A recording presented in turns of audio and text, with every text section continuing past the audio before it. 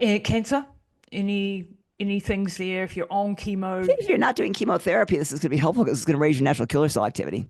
Yeah, absolutely, and help to repair the gut after some of the Right. horrible And repair the effects gut. of, Right. yeah. So after chemo, not during chemo. We usually stay away from most things during chemo just because it can make things Right. Remember, work better. chemo sucks, right? Because we're Yeah, trying to basically kill cancer yeah, without killing you, but we yeah. don't. So general things that are supportive to the immune system might not be the best.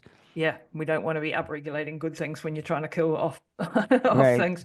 Suppression of viruses and things like like your herpes simplex viruses and your CMV and your Epstein-Barr are going to be very, very supportive for all that. I, I'm I'm really excited for this because I have so many patients who have reactivated Epstein-Barr virus. So I Mm, test that now in my patients who have any issues, and we're seeing it in everybody. So it's wow. one of the things we know COVID did is it reactivated Epstein-Barr Yep. Yep. and probably the vaccine as well. But Yep. this reactivation of Epstein-Barr is a big tax to our immune system. Epstein-Barr virus, reactivated Epstein-Barr is linked to things like MS.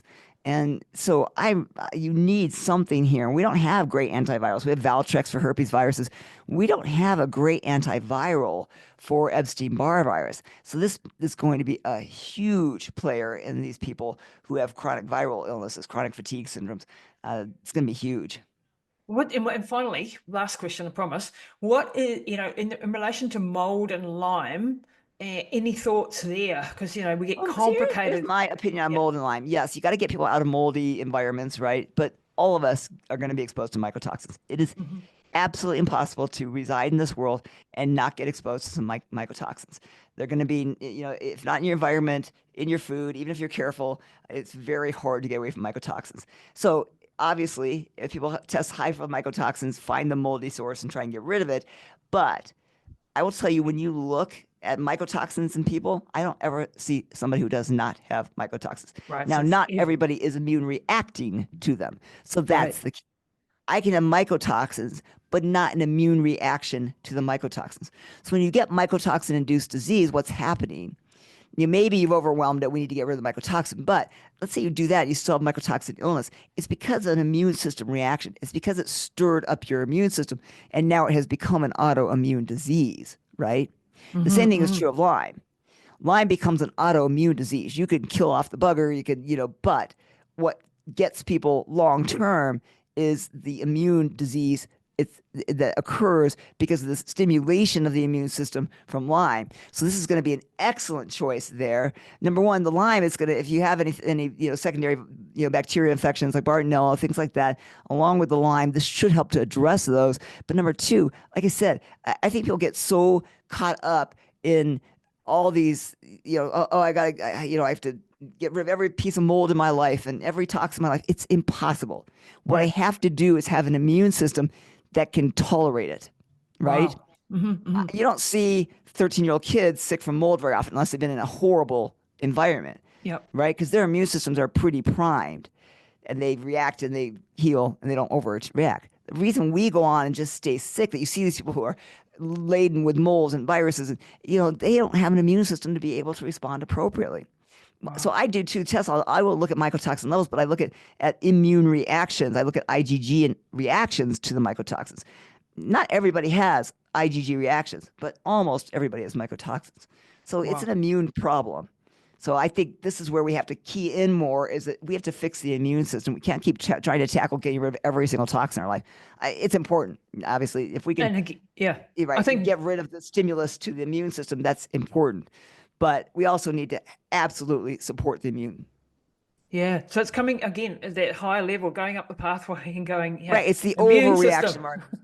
immune Yeah, system, immune it's system, our own immune. system attacking us and killing us, Wow. right? Yep. That's why Yep. you see this high level of CXCL9. This chemokine is there is something really dysregulated. Wow. So this is just, I think that sort of really just lit a light bulb off in my head on because I've been working with Lyme and mold patients and Right, and banging your head you against the keep brick going. wall. It's like a constant battle, Yeah, right? It's yeah. like, okay, now it's this and now it's this, and and now they're living. I mean, I have people who are living in a cement compound, right? They're like, I'm like, okay, It's gonna be if you mold have to live everywhere. in a cement compound, probably your immune system is not good. Yeah, wow. Well, Betsy, that's been an absolute wild ride with you today, going through all of the various aspects of this. So thank you so much for your guidance. Thank you for putting all the intellectual work in behind us. And we're really excited for Rejuvenate Pro to help you and your patients and Yeah, your I'm clients I, out honestly, there. I can't. So I got some myself, right? And you and I have talked about like this kind of like you've always had a little bit of a low white count. I've always had a little bit of a low white count. Don't know why, right? But obviously my immune system isn't great. I have a little bit of autoimmune stuff, and so I started taking it. You got me a couple of bottles of it. I started taking it. It was the first time ever, and I've been measuring my labs for a long time. That I saw my white blood cell count come up. Yeah. Um, so Woohoo!